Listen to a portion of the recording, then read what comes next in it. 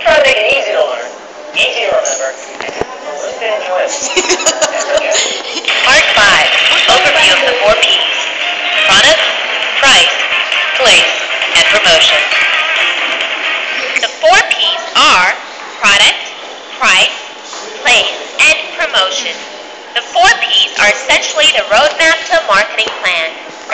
Here's how the 4 Ps work in a really general sense. The company starts out with a product. Once it has a product to sell, the company determines a good price for the product. Then, the company does research to determine the best way to get it to the right place to be sold. This is also sometimes called distribution. Finally, the company promotes that the product is available to the public. Basically, the 4 Ps are the nuts and bolts, the practical part of the marketing plan. The plan we did before is the macro level, the general idea kind of thing. What we'll do now is show you how it works. Come on, bring it on. Think you got a handle on that? Product, price, place or distribution, and finally promotion. In the next few sections, we'll go over each of the Ps in more detail. Incidentally, the 4 Ps are also sometimes called the marketing mix. Part 6. Product. There are 2 things that should be kept in mind about the product: the product's classification and the product life cycle. Section A. Classification of consumer products. There are 3 types of consumer products: convenience products, shopping products, and specialty products. Convenience products are products that make a consumer's life easier.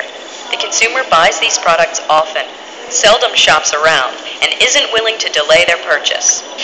The buying process for a convenience product is pretty simple. A consumer who needs deodorant, for example, simply finds the deodorant and buys it.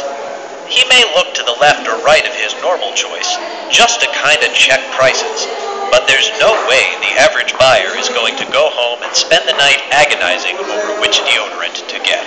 I should have gotten Bam, Mr. Cuddles. The second kind of product is a shopping product. Shopping products are products that consumers will shop around for. Cars, computers, expensive stuff. Specialty products are ones that are unique, rare, and hard to find. Consumers won't shop around for these because of their loyalty to a certain product. Consumers are willing to go far out of their way to visit the only store that sells whatever it is. Fireworks are a good example of this. People go miles out of their way just to get some firecrackers. We have to be honest, fireworks aren't a good example if you go out of your way for them simply because they're illegal. We just like fireworks. Better examples of specialty products are fine jewelry or really good sandwiches that only one deli makes. Section B. Product life cycle. The average product has a lifespan of 10 years, during which it goes through 4 stages. Scriptwriter action figures. The first stage is introduction, which is when the product is brought into the market. New from Cerebellum, scriptwriter action figures. The next stage is growth. The product's market share is getting larger through the effect of the company's promotions. The end of this stage is when the product peaks in profits. Sir, we've gotten orders for 10,000 action figures. Good. I knew those cereal box ads would work. Stage number 3 is called maturity. This is when the product peaks in sales. Everyone that could know about the product does, and most of them are buying. The product may be selling more than it ever has before, but the profits from those sales aren't as high as they were during the growth stage. I got the George Lucas and the Matlock and the Kate Spira Benzo, and it came with the invisible jet. The final stage of a product's life is decline. During decline, sales fall and people stop caring about the product. Sometimes this happens because of the actions of competitors, and other times because the needs and demands of the market have changed. Oh, look, Jimmy. How would you like a scriptwriter action figure? Those are so old. I want a fire truck. That's the product, the first of the 4 Ps. Part 7. Pricing. Pricing is about how much people are going to pay for something. Section A. Pricing strategies. There are a plethora of ways of pricing a product, but right now we're going to go over 5 of them. Skim pricing, penetration pricing, competitive pricing, pricing and target profit pricing. Get out! Get out! No! We're not going to do pricing! This production has been taken over by the forces of good! No longer will we be oppressed by the forces of the so-called standard deviants! We've been gassed!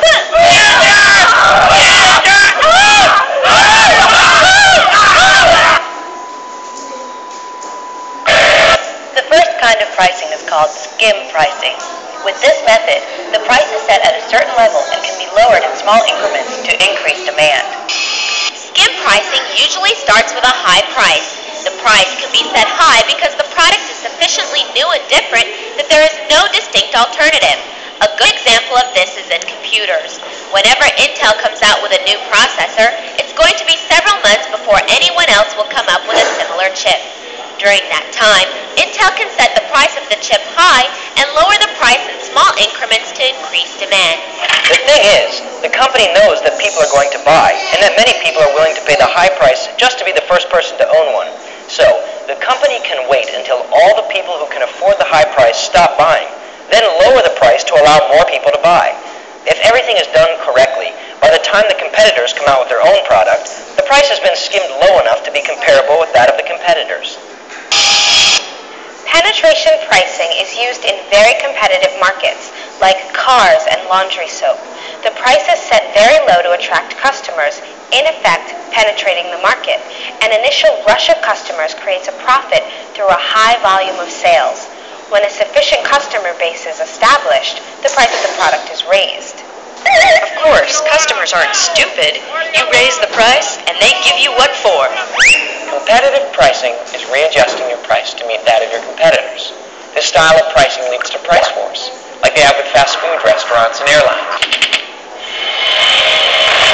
Cost-based pricing is a category of pricing methods that involves using the cost of producing the product to help determine the price to the consumer. We'll talk about two cost-based pricing methods, the cost-plus pricing method and target profit pricing. Cost-plus pricing is when the price of a product is a certain percentage markup from its cost to produce. Target profit pricing is when a company determines the price of a product depending on how much profit the company wants to make.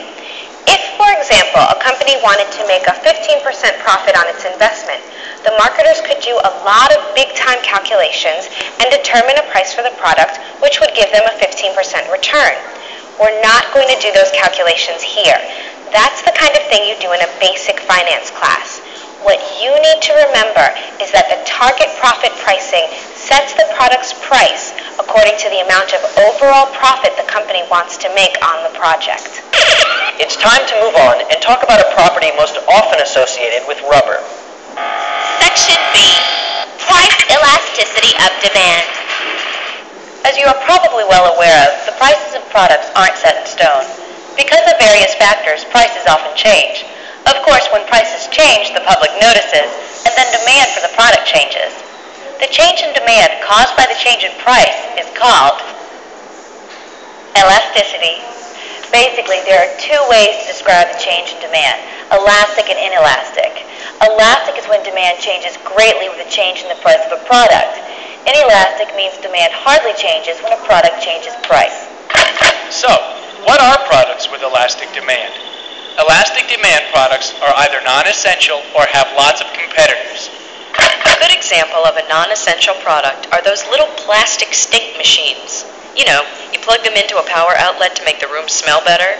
Well, you don't really get those because you need them. If the company that makes them were to raise their price by $5, ain't no way you're going to buy plastic stink machines. Of course, if they change the price of the plastic stink machines to $5 for $1, you might as well buy 10. See, the change in price caused a big difference in how many you'd buy. That's elastic demand. The other situation for elastic demand is when customers have a lot of alternative products. Let's use deodorant again. There are billions of kinds of deodorant. If you use Speed Stick and the price of Speed Stick doubles, there are plenty of other options. Instead of paying twice as much, you're more likely just to buy another brand. Inelastic demand products are things that people are going to buy regardless of the price, like water. still need water. If the price for water changes a few cents either way, people buy just as much. If the price for water were to double, people would complain but probably use only slightly less water. Inelastic demand products are also ones that have no alternatives. If, for example, there's just one drug to treat the dreaded Nash fever, then the company who makes the drug can set the price to whatever it wants, because that's the only place people can get it. Section X. Other pricing strategies. As long as we're here, let's go over some other pricing strategies that you might run into. Discount products usually have low prices that don't change much. These are the kind of products you find at outlet stores. Segmented pricing happens to products that are priced according to the location in which they are sold. The same product may be more expensive in a high-income neighborhood than in a very poor neighborhood. Geographic pricing is like segmented pricing, but is related only to the region where the product is being sold. A good example of geographical pricing is the fact that normal stuff is much more expensive in Alaska and Hawaii than just about everywhere else in the United States. Promotional pricing refers to products that are always on sale.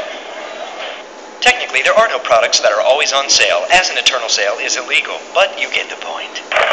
Products with psychological pricing are adjusted to a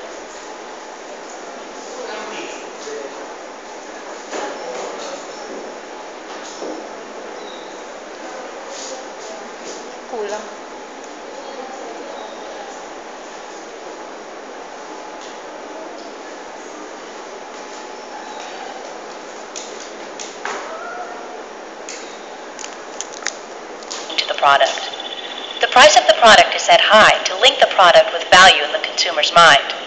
Really expensive products are either high in quality or high in style. Gucci bags aren't that expensive to make, but they cost you a lot because of the status they confer. Value pricing is the practice of giving the consumer something else to go along with what they're buying. See? Added value. Most of the time, the added value is a huge pack of 8 or 10 of whatever you need. Batteries are the best example of value pricing. You only need 2, but they come in packs of 4, 8, and 12. International pricing is like geographic and segmented pricing, but adjusts prices according to the global market. Once the product is priced, it's time to get it to the place you want it. This is called Part 8. Place. Actually, marketing people generally just call it place. They leave out the Part 8 part. Oh, hi, cheerleaders! Another name for place is distribution. Distribution is more descriptive, so we'll probably use that term more often. Distribution is the process by which the company gets the product to the consumer. The biggest concept in distribution is physical distribution, and it's really very complicated. Luckily, in a basic sense, it's really very simple. In this particular marketing video, we'll only have to deal with physical distribution in a basic sense. Physical distribution is the actual means by which you get your product from you to wherever you want it to be.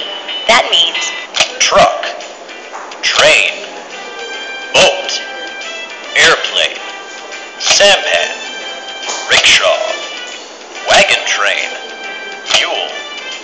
How you go about integrating all those is the complicated part. Section A, distribution channels. channels are the means a company uses to distribute a product. Direct marketing channels are ways in which a company sells directly to the consumer. Carbon Company, which makes musical instruments, is a retailer that only uses direct marketing channels. They have no retail stores. They only sell directly to the public through catalogs. Most companies use indirect channels. Indirect channels are second parties who sell the product for the company. This would be shops, department stores, street vendors, that kind of thing. Indirect channels can be very large and include many levels. The most common form of an indirect channel includes the company who makes the product, which we call the producer, who sells to a wholesaler. The wholesaler then sells to a retail outlet or many retail outlets. When a company chooses the channels through which they'll distribute their product, they're really choosing who sells it and where. We describe it as a channel because it better communicates how distribution is a system. So that's it, basically. There are direct marketing channels and indirect marketing channels. Section B, channel conflict. There are two different types of channel conflict: horizontal conflict and vertical conflict. Horizontal conflict occurs when several businesses on the same level of the channel don't get along. Each level of a channel is the group of people who sell to the same consumers. Wholesalers are all on one level because they sell to retailers. Retailers are all on one level because they sell to the public.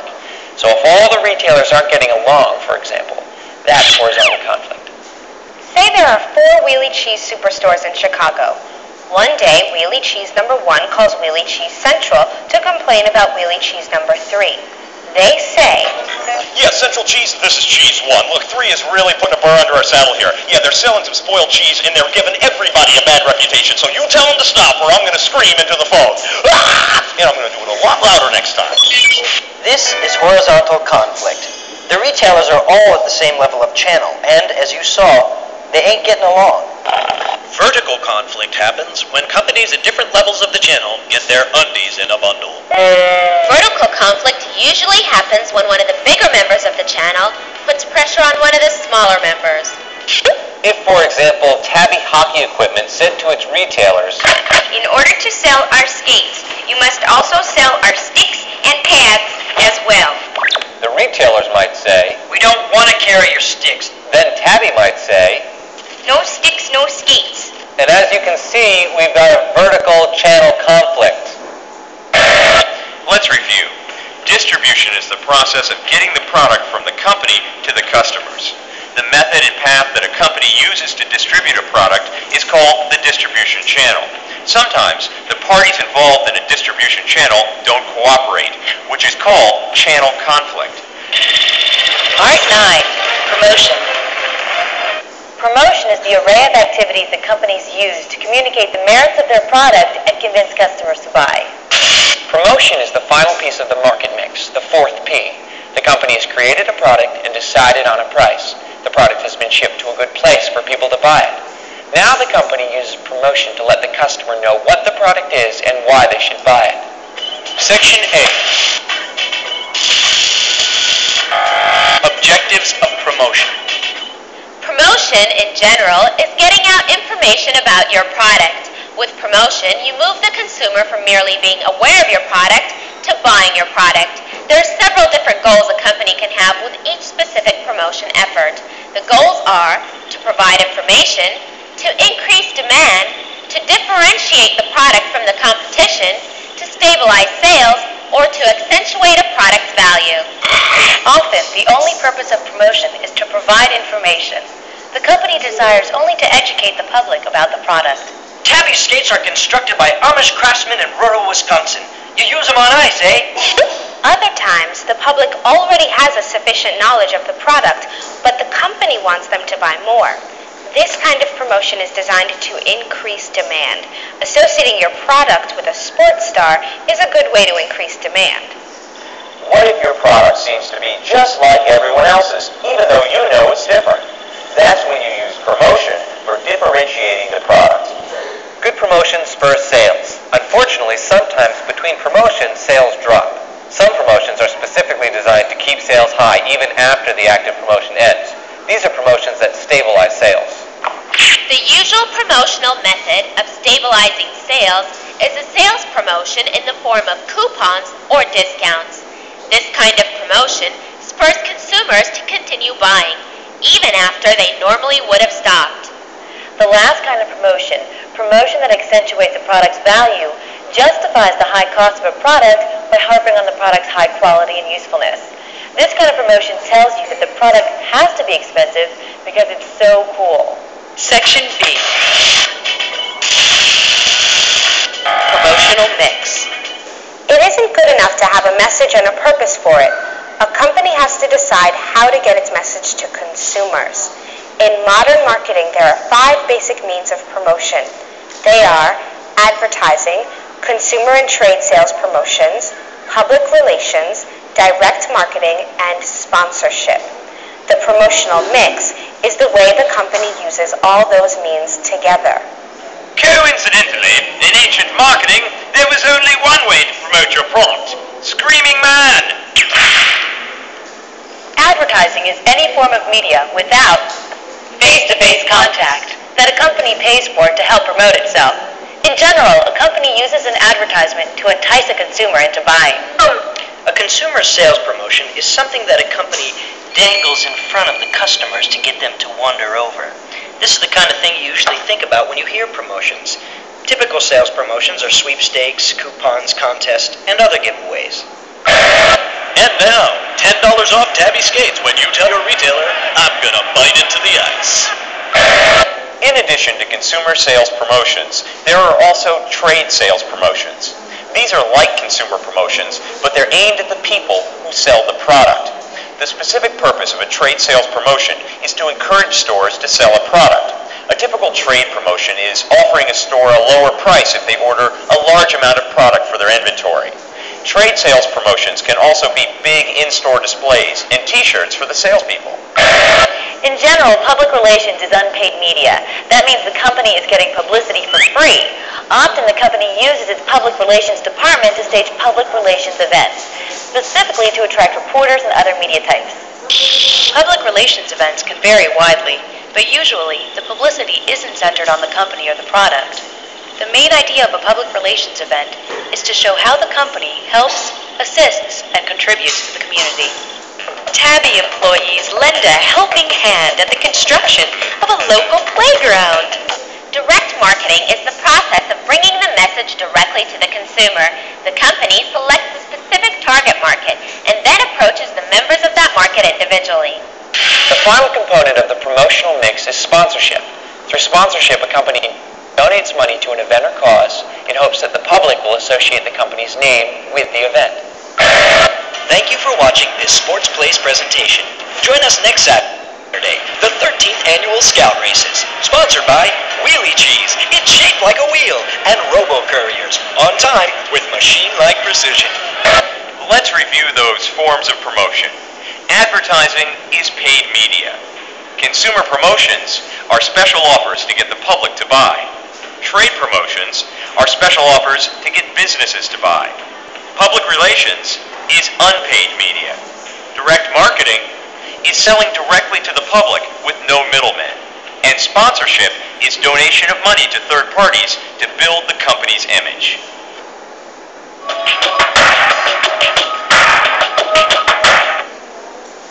Etched in stone.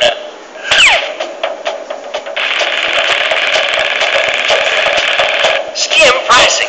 The difference in cost between skim milk and regular milk. Wait, that doesn't look right.